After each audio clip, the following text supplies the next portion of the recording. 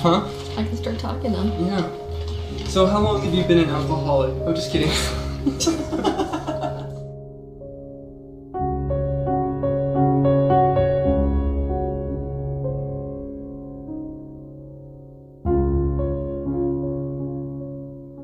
So I've coined the term spiritual catalyst, which is basically someone that inspires change on the level of spirit. I was born in Santa Fe, New Mexico in 1984, and my parents always tell this joke that when they first moved there, they were sitting down at a coffee table and they opened up a newspaper, and in the newspaper there was an ad that said, "Get your dogs or a balanced to reggae music." And my parents were completely not into this kind of thing at all. They were both Forest Service Rangers, and so they started hysterically laughing and sent this little cutout from the newspaper to my grandparents. Like, look where we're living now. This place is so outside on the map. They decided to move to Logan, Utah. I should say into a canyon that's in between Logan, Utah and Bear Lake, because they took a little job in a guard station cabin which had no electricity and no indoor plumbing, which I really liked that place, but they didn't really understand the climate. When you're young, like I was, I really didn't know that anybody would have the kind of problems with what I was doing that they ended up having. Because to me it was just normal. I didn't know yet, I shouldn't be saying these kinds of things in public. You know, kids have zero filters, and I was no exception. So I would scare the crap out of my teachers. The majority of my parents' life, actually, for the first stint there in public school, was coming in and constantly trying to pacify my teachers who were going, "There's something wrong with this kid. We don't know what's going on with this kid. She's scaring the crap out of the other kids," So it started getting out in the community. And the thing is, there's a scientific community which basically does not believe in the kind of stuff that I'm doing, a vast majority of them. And then there's the religious community that does believe in the stuff that I'm doing, but they've all got their spin on what it is that's causing it. So in the LDS religion, they believe that priesthood comes down from Joseph Smith directly to men. So, and that basically, that priesthood is what makes it so that a person can have extrasensory abilities, can receive divine messages from God, and can do spontaneous healing, which is the kind of stuff that I was doing. So the fact that a female was exhibiting this, to many of them, meant that it was not a gift from God given through Joseph Smith. It was a gift of the devil.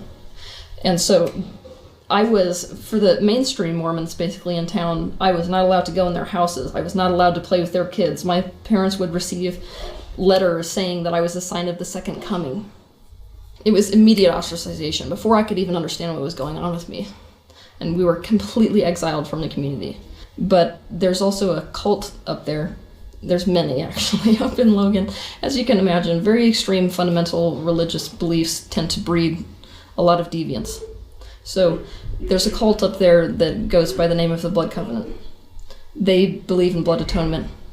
They believe essentially that there are some sins which Jesus died for that can't be paid for by that death. And so sins must be paid for by the blood of man. You can imagine that this kind of a belief opens the door for people who already exhibit sociopathic behavior.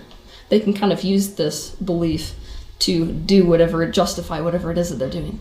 So when you grow up in this cult, there's punishments, physical punishments, a lot like the Catholic penitentes, for everything. If you steal a piece of gum from your parents, they slit you on your wrist or on your hand and they'll bleed you over a sink for 15 minutes. Or they lock you in the basement, or you get whipped. It's just a list. So this cult, unlike the Mormons who sort of pushed my family and me as far away as possible, they believe that it's their... Not the fundamentalists, just the... No, just the Mormons. Unlike them, the fundamentalists, the Blood Covenant, believes that it is their direct job to rid the earth of evil. So their message from them isn't, we just need to not go near this person. It's we need to directly make it so that they are no longer allowed to do the things that they're doing. Try to right their wrongs. My parents had a mutual friend who they knew a long time before I was born, and they had no idea was into this stuff. He is an incredibly charismatic person and a sociopath. He has dissociative identity disorder, meaning that he flips between different identities. And one of his identities belonged to this group. He had another identity that belonged to a satanic group. So you can imagine that was really terrible growing up. But he basically infiltrated my family and came into the situation as a mentor. So that happened when I was 6 years old. And he began systematically taking me more and more and more and more. As you can imagine, there's only so much that you can separate what's going on with you in terms of this kind of abuse and torture with your day-to-day life. So I started getting to the point where I really couldn't balance the two. And so to my parents, I was just starting to look mentally ill. I was starting to look like I couldn't cope like other kids and just way upset all the time. And so they didn't know what to do with me. My parents were very, very trusting people and very optimistic to a scary degree. So it never crossed their mind that something like this could possibly be going on. So when I came back home and was so messed up, they yet again said, I don't have an answer for this. Please bring me somebody that has an answer to this. And he came in and said, I have an answer. So while he was creating the very problem, he was also saying that he was helping it.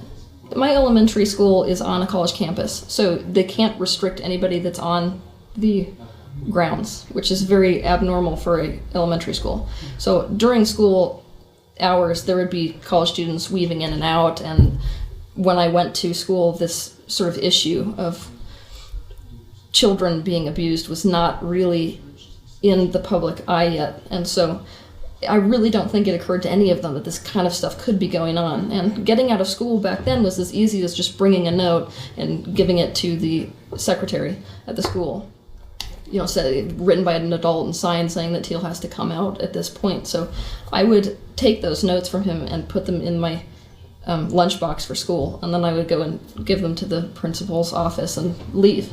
And he also was taking me out of my bed at night, until he eventually trained me when to wake up. It's still a problem to this day, because he was very into mental programming, obsessed with the Nazi stuff that was happening basically in the concentration camps. And so I was programmed to wake up at 3:22 a.m., walk to the end of my driveway and get in the car with him, at which point we would go do ceremonies or he would prostitute me, things like that.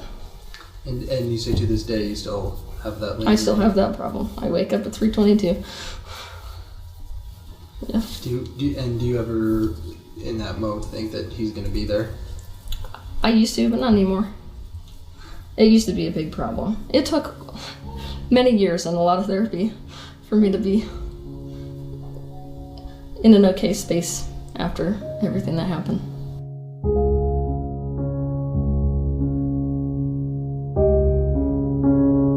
So I went through this phase, my athletic phase, where I tried to get as far out of extrasensory stuff, which is very hard for me, and into my body as I could. I wanted nothing to do with the stuff that I was doing my entire life, because it was the entire reason for everything that happened to me. I was sort of like throwing the baby out with the bathwater. A large majority of my way of healing was to heal mentally. So I didn't get on pills, psychiatric pills. What I did is meditation. A lot of inside work that they do with, that psychologists do with visualizations and things like this. And it worked so well, basically, that it kind of blew my mind. So I started sort of experimenting with asking questions and listening to what it was that I was receiving and really trying to practice what it was that I was able to understand. These universal truths, essentially, that I came into this life with, that stayed intact even despite the abuse. I started living by them. And it completely transformed my life, everything about it. I woke up one morning and just had this urge to start writing down everything that I knew as to how a person can heal themselves. And these all universal truths, basically. The truths of the bigger questions, things like, why are we here? So I just started writing, and it took me 3 months to write that book, which is an incredibly fast time. And it just flowed. It was just basically coming through me. I didn't even feel like I was really necessarily the one writing it. I was just sort of putting words down.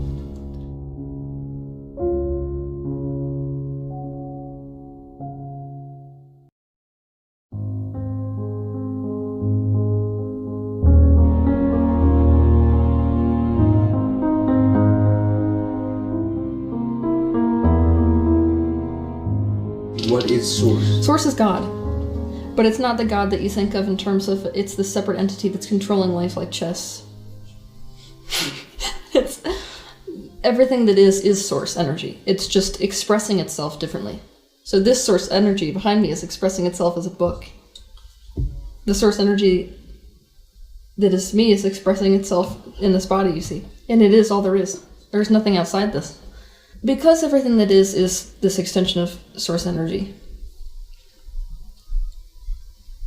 we are in this very strange dimension where we have free will, but we're also sort of living out something that's fated. I'll explain. To begin with, we are in a space of oneness. This is before this life, this is in the very beginning. We're in this immense space of non-separation. That source, if you will, energy, had its first desire, its first thought, you could say, and that was to know itself. You have to know yourself from the concept of separateness. It's the same as you can't stand in black and know black. You have to stand in white to know black, and vice versa. So we are in these physical bodies, these separate physical bodies, which is as separate as it gets, so that we can gain awareness of what oneness is. So because of this, basically, Source is knowing itself through absolutely every thought that's ever been thought. This is how it knows what it is. So we are Source. So in our lives, we are living out sort of... We're doomed to think. We'll put it this way. We're doomed to think and we're doomed to desire. So that is a form of having no free will.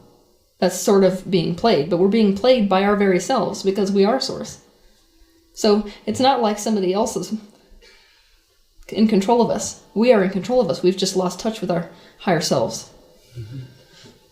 But we have free will of choice, of thought in this life. Mm-hmm. So one can perhaps tap into their true self, yes, or higher self, and then kind of regain complete control. Yes. And then you don't feel like it. You feel like it's you making all the decisions.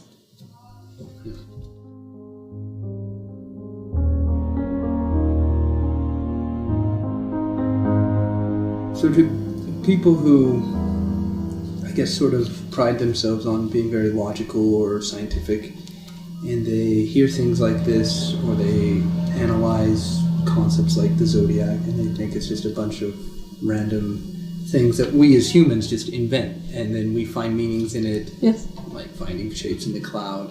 I would say that that's what science does. What do you mean? All science is looking around and trying to draw a line from one thing to the other. It is more narrow-minded than even the things that they think are of limited scope. It deals with the three-dimensional reality, which is not the only reality there is. Mm-hmm. Basically, you get to wait and play catch-up. If we were basing everything on science, the world would be flat. Because science evolves. It continually evolves. Mm-hmm. So we only are as advanced as our measuring instruments, which is pretty sad at this point. Mm-hmm. And you know, these tapes will exist far past I'm talking, you know, and we will have the ability to catch up with what many esoterics are saying. Mm-hmm. And at that point we'll say, oh, that person who we all thought was crazy, just like the first person that said the world was round, suddenly isn't anymore.